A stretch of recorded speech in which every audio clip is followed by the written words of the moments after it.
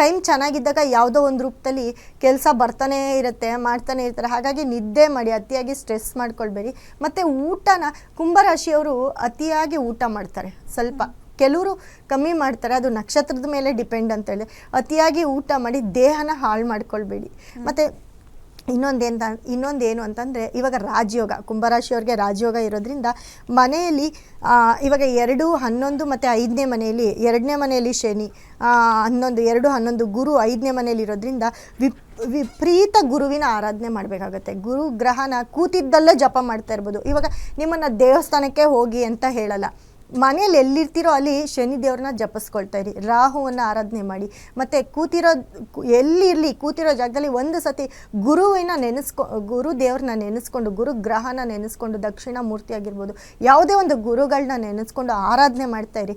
ಮತ್ತು ನಿಮ್ಮ ಒಂದು ಕೆಲಸ, ಏನೇ ಒಂದು ಕೆಲಸ ಮಾಡಬೇಕಾದ್ರೂ ಈ ಒಂದು ಗುರುವಿನ ಅನುಗ್ರಹ ಬೇಕು ಅಂತ ಹೇಳಿದೆ.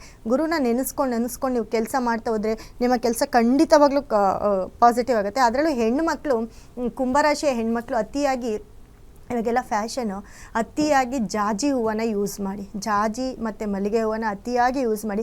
ನಿಮ್ಮ ಮನೇಲಿ ಪೂಜೆ ಮಾಡಬೇಕಂದ್ರೂ ಅತಿಯಾಗಿ ಜಾಜಿ ಮಲ್ಲಿಗೆ ಹೂವನ್ನು ಯೂಸ್ ಮಾಡ್ತಾಯಿರಿ. ಮತ್ತು ತುಪ್ಪದ ದೀಪವನ್ನು ಹಚ್ಚೋದು ಮರಿಬೇಡಿ.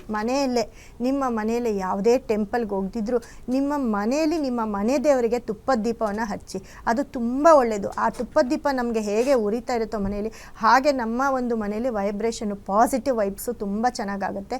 ಕುಂಭರಾಶಿಯವ್ರ ಮನೇಲಿ ಹೆಣ್ಮಕ್ಳು, ಮತ್ತು ಕುಂಭರಾಶಿಯವರು ಗಂಡಸರಾಗಿರ್ಬೋದು ಹೆಂಗಸರಾಗಿರ್ಬೋದು ತುಂಬ ಕೂದಲನ್ನು ಬೆಳೆಸೋಕ್ಕೆ ಬಿಡಬಾರ್ದು ಈ ಒಂದು 2 ವರ್ಷ. ಯಾಕಂದರೆ 2ನೇ ಮನೇಲಿ ಶನಿ ಗುರು ಇರೋದ್ರಿಂದ ಅವರು ಅತಿಯಾಗಿ, ಗಂಡಸರು ಮತ್ತು ಕುಂಭರಾಶಿಯವರು ಅತಿಯಾಗಿ ಕೂದಲು ಬೆಳೆಸಬಾರ್ದು ಅಂತ ಹೇಳ್ತೀನಿ.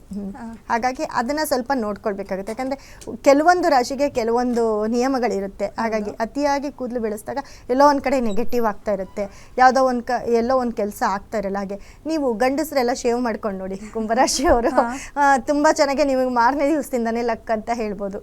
ಹಾಗಾಗಿ ನೋಡೋದಿದ್ರೆ ಎಲ್ಲ ನಕ್ಷತ್ರದ ಕುಂಭರಾಶಿಯಲ್ಲಿರೋ ಎಲ್ಲ ನಕ್ಷತ್ರರಿಗೂ ಇಷ್ಟೇ ಶುಭ ಆಗಲಿದೆನಾ? ಎಲ್ಲ ನಕ್ಷತ್ರದವ್ರಿಗೂ ಇವಾಗ ಶತಭಿಷ ನಕ್ಷತ್ರ, ಧನಿಷ್ಠ ನಕ್ಷತ್ರ, ಶ್ರವಣ ನಕ್ಷತ್ರ ಇದೆಲ್ಲ ಕುಂಭರಾಶಿಯಲ್ಲೇ ಬರುತ್ತೆ.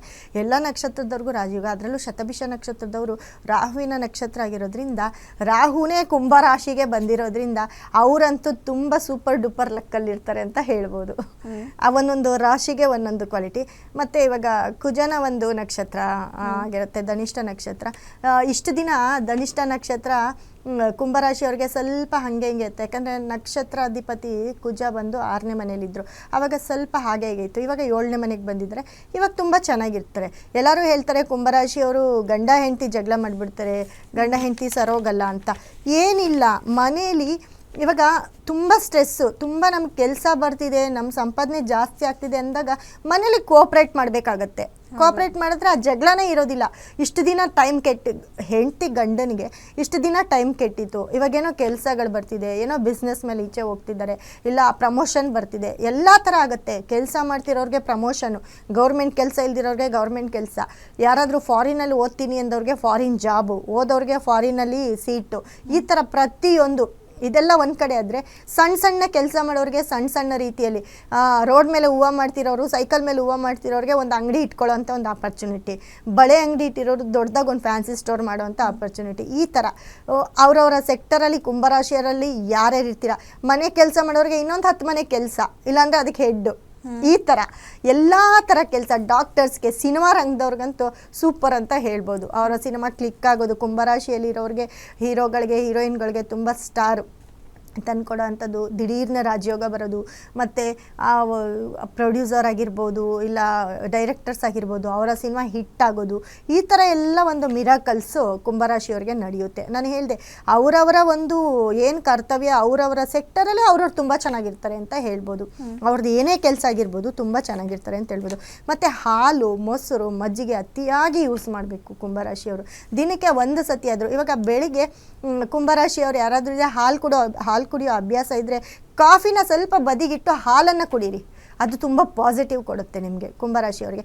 ಹಾಗೆ ಮೊಸರು ಮಜ್ಜಿಗೆ ಊಟ ಮಾಡೋರು ಒಂದು ದಿನದಲ್ಲಿ 1 ಸ್ಪೂನ್ ಆದರೂ ನೀವು ಮೊಸರು ಮಜ್ಜಿಗೆನ ತಗೊಳ್ತಾ ಇರಿ, ಅದು ನಮಗೆ ತುಂಬ ಯೂಸ್ ಆಗುತ್ತೆ. ಮತ್ತು ಬನ್ನಿ ಎಲೆನ ತುಂಬ ಬನ್ನಿ ಮರವನ್ನು ತುಂಬ ಪೂಜೆ ಮಾಡಿ ಅಂತ ಹೇಳ್ತೀನಿ ಕುಂಭರಾಶಿಯವರಿಗೆ. ಅದು ಮಾಡೋದ್ರಿಂದ ತುಂಬ ಅದೃಷ್ಟವನ್ನು ನೋಡ್ತೀರಾ, ತುಂಬ ರಾಜಯೋಗ. ಯಾಕಂದರೆ ನಮಗೆ ಇದೆಲ್ಲ ಪಾಸಿಟಿವ್ ಆಗ್ತಾ ಹೋಗುತ್ತೆ. ಏನಾದರೂ ಒಂದು ನಮಗೆ ಬೇಕು, ನಮ್ಮ ಟೈಮ್ ಚೆನ್ನಾಗಿದೆ ಅಂದಾಗ ಇದನ್ನೆಲ್ಲ ಯುಟಿಲೈಸ್ ಮಾಡ್ಕೊಳ್ಬೇಕಾಗತ್ತೆ. ಹಾಗಾಗಿ ಬನ್ನಿ ಪೂಜೆಯನ್ನು ಮಾಡಿ, ಬನ್ನಿ ಎಲೆನ ತಗೊಂಡು ಬಂದು ನಿಮ್ಮ ಬೀರುವಲ್ಲಿ ಇಟ್ಕೊಳ್ಳಿ, ನಿಮ್ಮ ಮನೆಯಲ್ಲಿ ಇಟ್ಕೊಳ್ಳಿ. ಹಾಗೆ ರಾಹುವಿನ ಪೂಜೆ ಮಾಡಿ ಅಂತ ಹೇಳಿದೆ. ಹೊಂಬಾಳೆಯನ್ನು ಅತಿ ಹೆಚ್ಚು ಯೂಸ್ ಮಾಡಿ ಅಂತ ಹೇಳಿದೆ. ಮನೆಯಲ್ಲಿ ರಾಹುವಿಗೆ ಹೊಂಬಾಳೆ ಯೂಸ್ ಮಾಡಿ. ಮತ್ತು ಮನೆಯಲ್ಲಿರೋ ನಿಮ್ಮ ದೇವ್ರಿಗೂ ಕೂಡ ಆವಾಗವಾಗ ಹೊಂಬಾಳೆಯನ್ನು ಇಟ್ಟು ಪೂಜೆ ಮಾಡ್ತಾರೆ. ಹಾಗೆ ರಾಹು ಇರೋದ್ರಿಂದ ರಾಹುಗಾಲದಲ್ಲಿ ಅತಿ ಹೆಚ್ಚು ಕುಂಭರಾಶಿಯವರು ಪೂಜೆ ಮಾಡಿದ್ರೆ, ರಾಹುವಿನ ನೆನೆಸ್ಕೊಂಡು ರಾಹುವಿನ ಆರಾಧನೆ ಮಾಡಿದ್ರೆ ತುಂಬ ಯೋಗ ಕೊಡ್ತಾನೆ. ಅದು ಗಂಡು ಮಕ್ಕಳಾಗಿರ್ಬೋದು, ಹೆಣ್ಮಕ್ಳಾಗಿರ್ಬೋದು. ಅದರಲ್ಲೂ ಹೆಣ್ಮಕ್ಳಿಗೆ ಲಕ್ ಜಾಸ್ತಿ ಅಂತ ಹೇಳ್ತೀನಿ.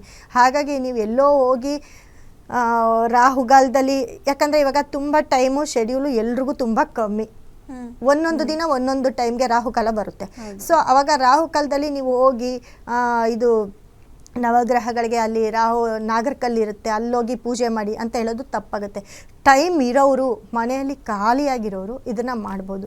ಆದರೆ ತುಂಬ ಬ್ಯುಸಿ ಶೆಡ್ಯೂಲ್ ಇರೋರು, ಒಂದು ಬಿಸ್ನೆಸ್ ವುಮೆನ್ಸ್ ಆಗಿರ್ಬೋದು, ಬಿಸ್ನೆಸ್ ಮೆನ್ಸ್ ಆಗಿರ್ಬೋದು, ಅಥವಾ ಯಾವುದೋ ಒಂದು ಕೆಲ್ಸಕ್ಕೆ ಹೋಗ್ತಿರ್ಬೋದು, ಟೀಚರ್ಸ್ ಆಗಿರ್ಬೋದು, ಇಲ್ಲ ಎಂಪ್ಲಾಯೀಸ್ ಆಗಿರ್ಬೋದು, ಇವರೆಲ್ಲ ಆ ಒಂದು ಟೈಮ್ನ ರಿಕವರ್ ಮಾಡೋಕ್ಕಾಗೋದಿಲ್ಲ ರಾಹುಕಾಲದಲ್ಲಿ. ಅದಕ್ಕೆ ನಾನೇನು ಹೇಳ್ತೀನಿ, ಆ ಒಂದು ರಾಹುವಿನ ಸ್ಟೋನ್ನ ಮನೇಲೇ ಇಟ್ಕೊಂಡು ಅತಿಯಾಗಿ ಅದನ್ನೇ ಪೂಜೆ ಮಾಡಿ. ನೀವು ಬೆಳಗ್ಗೆ ಏನು ಪೂಜೆ ಮಾಡ್ತೀರಾ, ಆವಾಗ ಅದರ ಜೊತೆಗೆ ನೀವೇನು ಪೂಜೆ ಮಾಡ್ತೀರಾ ಅದ್ರ ಜೊತೆಗೆ ನಿಮ್ಮ ರಾಹುವಿನ ಕಲ್ಲಿಗೆ, ಸ್ಟೋನ್ಗೆ, ನಾವು ಕೊಡುವಂಥ ರಾಹುವಿನ ಸ್ಟೋನ್ಗೆ ಮನೆಯಲ್ಲೇ ಪೂಜೆ ಮಾಡಿದಾಗ ಅದರ ಯೋಗ ನಿಮಗೆ ದುಪ್ಪಟ್ಟಾಗ್ತಾ ಹೋಗುತ್ತೆ. ಎಲ್ಲೋ ಹೋಗಿ ರಾಹುವಿನ ನಾಗರಕಲ್ಲನ್ನ ಮುಟ್ಟೋದಲ್ಲ, ಆ ರಾಹುವನ್ನ ನಿಮ್ಮ ಮನೇಲೇ ತಂದಿಟ್ಕೊಳ್ಳಿ ಅಂತ ಹೇಳ್ತೀನಿ. ಯಾಕಂದರೆ ಕುಂಭರಾಶಿಯವರಿಗೆ ತುಂಬ ಟೈಮ್ ಚೆನ್ನಾಗಿರೋದ್ರಿಂದ ನಿಮಗೆ ಯೋಗ ಕೊಡ್ತಾನೆ. ಹಾಗೆ ಮತ್ತು ರಾಜಯೋಗ ಬರ್ತಿದೆ. ಆಮೇಲೆ ಸಾಷ್ಟಾಂಗ ನಮಸ್ಕಾರವನ್ನು ಹಾಕಿ ಅಂತ ಹೇಳ್ತೀನಿ ಕುಂಭರಾಶಿಯವರಿಗೆ.